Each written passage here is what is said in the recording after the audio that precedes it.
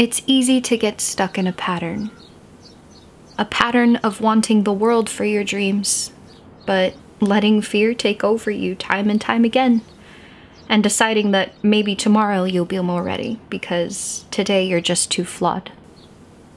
When tomorrow comes, and the fear hasn't left, you do what you know. The good thing is that this pattern has at least one good day each cycle. And on those days when you're finally tired of feeling lost, you allow yourself to get up.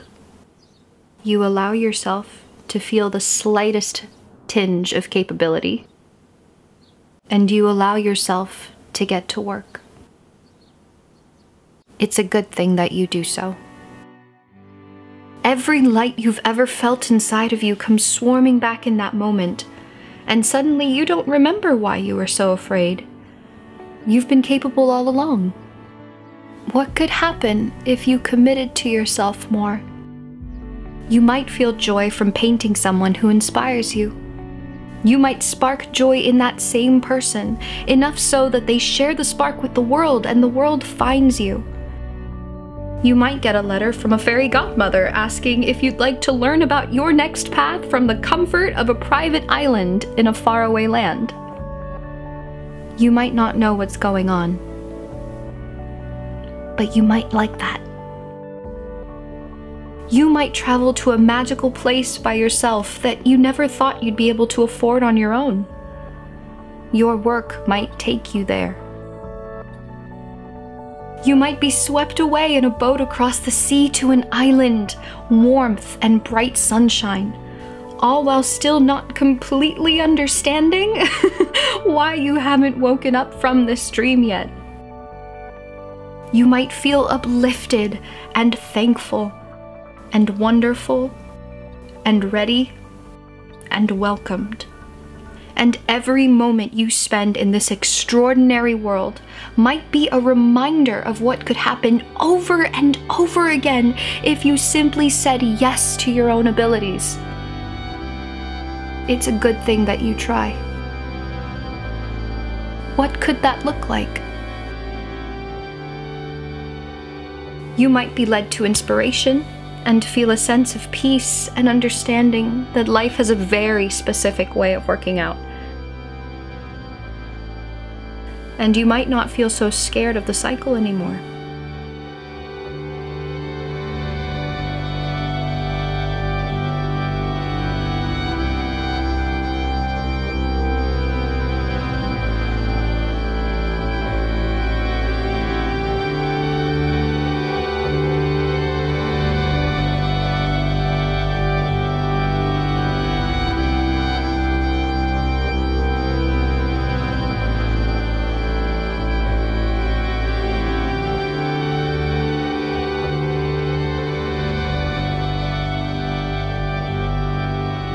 You might meet people who challenge your outlook on growing up and what that means.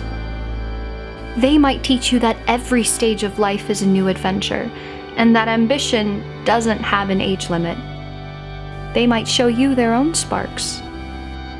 And you might feel welcomed, and capable, and thankful, and happy. It's a good thing that you try.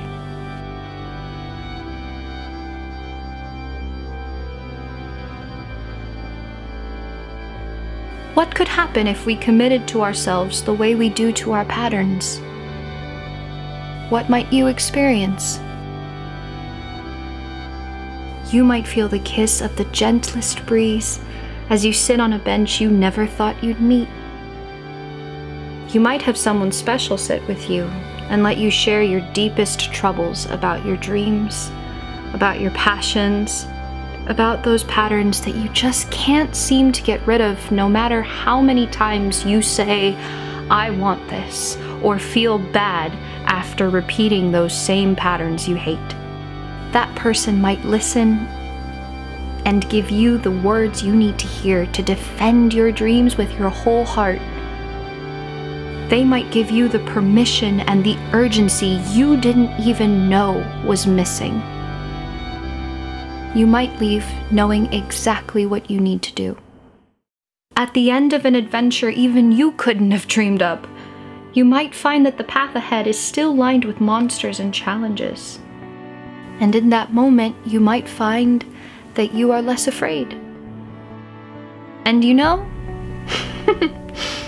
if none of that happens, if you don't stay on a private island, in a mansion, in a foreign country, because of your work, if every positive change in you were to appear in a quieter way, in a more gradual way, and you were simply happy that day because of your commitment to yourself, that would be pretty great. You would know that you committed. And when you tried that first morning, that's really all you wanted in the first place. And even above that, above everything, you'd have the work.